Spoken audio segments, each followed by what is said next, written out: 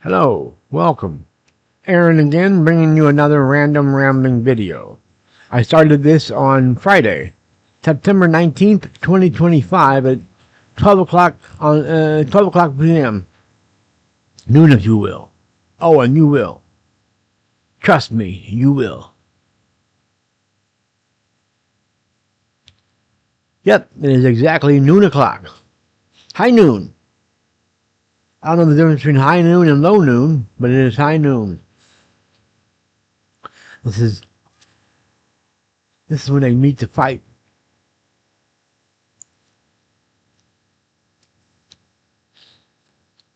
In all the Western movies, they meet up at high noon to fight, to have their shootout. In school, it was at the after classes at the flagpole. That's where we used to always fight when I was in school. We'd fight after school at the flagpole. There was an area there that was covered with grass that we could beat someone's ass. I just said that because it rhymes. But yeah, there were a lot of fights that took place at the flagpole after school, at the school I went to. Anyways, I'll get on with the video.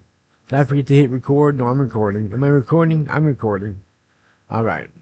I was hoping for a second that I forgot to hit record and that I wasn't recording this crap. I said in a video that I made last night that I found 2 roaches last night in my room after having discovered dozens of mice in this room over the time I've been in this room for the past several weeks. Dozens and dozens of mice I've seen, but those are the first bugs I've seen, and they happen to be the bug of all bugs, roaches. 2 of them last night, right in a row, which leads me to believe that there are tons of roaches in this room. Luckily, or by the grace of God, I just haven't seen them, and they haven't crawled on me. That's the difference between roaches and mice. You know, mice are a little scarier, a little more scary than roaches. They see you and they run. Roaches do the same thing too. Then they're scared of light. Turn the light on and they run. But the mice don't crawl on you. Roaches will crawl on you. I grew up in a house that was infested with roaches and mice. And I never woke up in the middle of the night with a mouse crawling on me. But several times I woke up in the middle of the night with a roach crawling on my face or on me. Roaches ain't scared to crawl on you in the middle of the night. Mice, for some reason, just don't. I'm sure they can, and they aren't afraid to. They just don't. Sorry, I'm watching pool again on TV. My TV is right there. Right there. It's off to my front. It's to the front and the right of me. Whereas the grassy knoll was in the back to the left. My TV's to the front and to the right.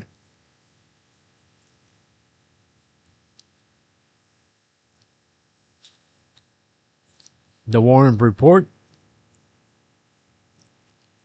The Warren Commission concluded that Lee Harvey Oswald was the lone assassin of JFK. Now, that's one thing. I don't really get on board with conspiracy theories, but it is one conspiracy theory that I did get on board with. The fact that it could be more than one shooter. Considering how many shots he would have taken in a span of 1 second or whatever it was. He would have had it with a bolt-action rifle. I think they've concluded that obviously it could be done. If that's what I'm sure the Warren Commission would have looked into that, whether or not it could physically be done. 3 shots from a bolt-action rifle, and however many times it would have taken to shoot the 3 shots. And with the magic bullet theory,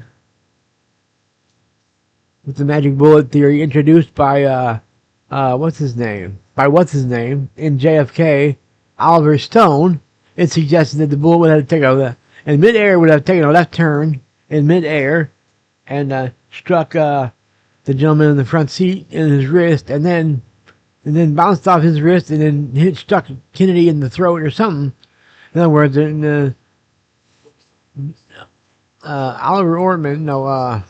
Oliver Twist. No, wait, what's his name? I just said it. Oliver Stone introduced that magic bullet theory to show that it could not have been just.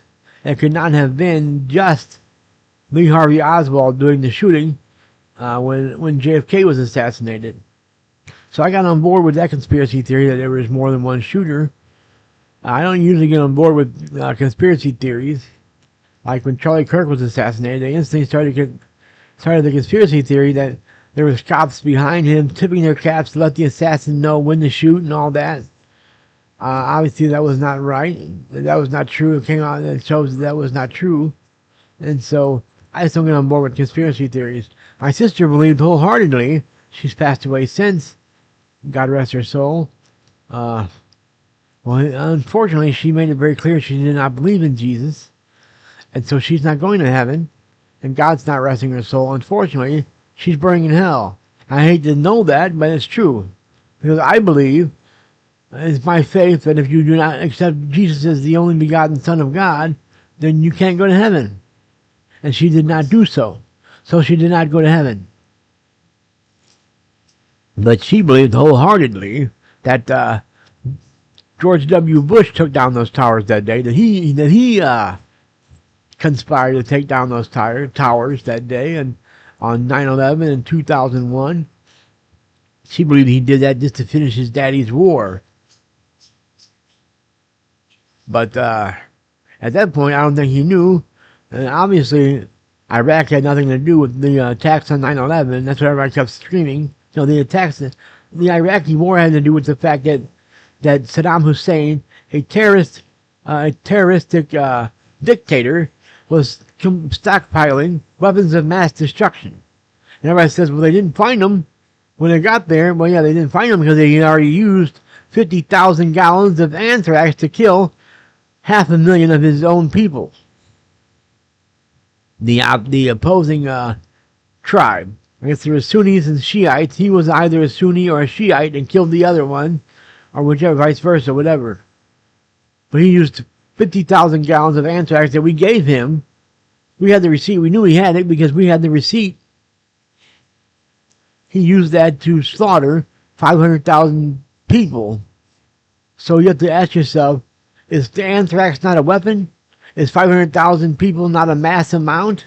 Or is killing them not destruction? If you can conclude that it is a mass amount of people, or that anthrax is a weapon, then you have to say we found weapons of mass destruction. I maintain anthrax is a weapon. I also maintain that 500,000 people is a mass amount, and that killing them is destruction, is destroying them. Therefore, he did have weapons of mass destruction that he was not coming off of to the UN. That was his agreement when George W.'s so-called daddy, as my sister put it, his war. The agreement in stopping from taking him out of power at that point was that he would divulge his arsenal, and he never did it.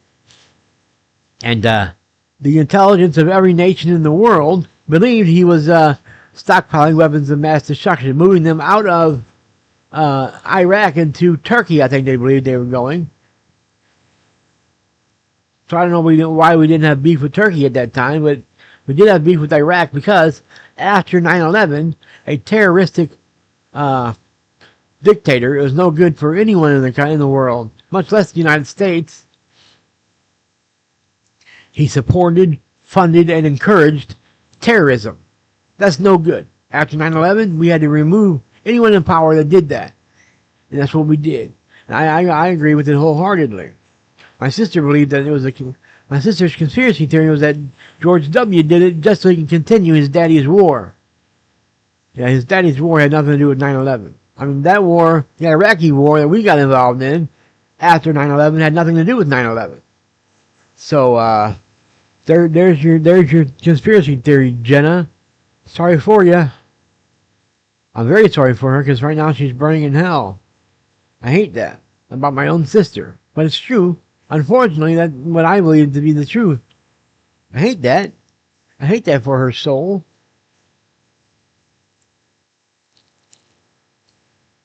But unfortunately, I'll never see her again, but fortunately, I will see My mother and my grandmother again.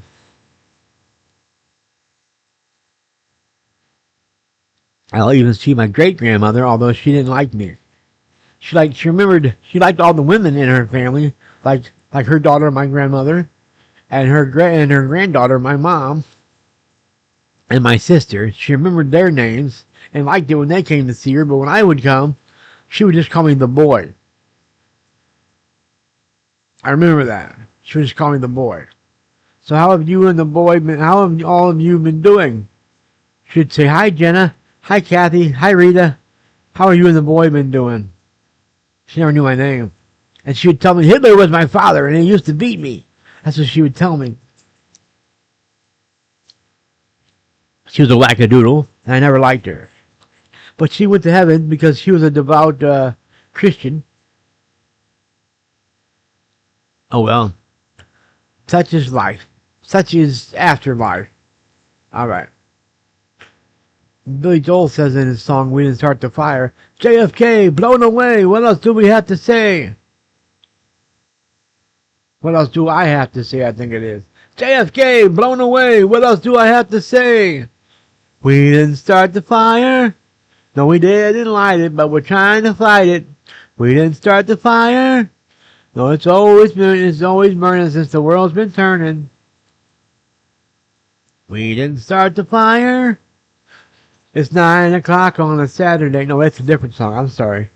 I got confused. Oh well. We didn't start the fire. Mama Leone left a note on the door. She said, Sonny, move out to the country. Oh, I got confused again. Sorry.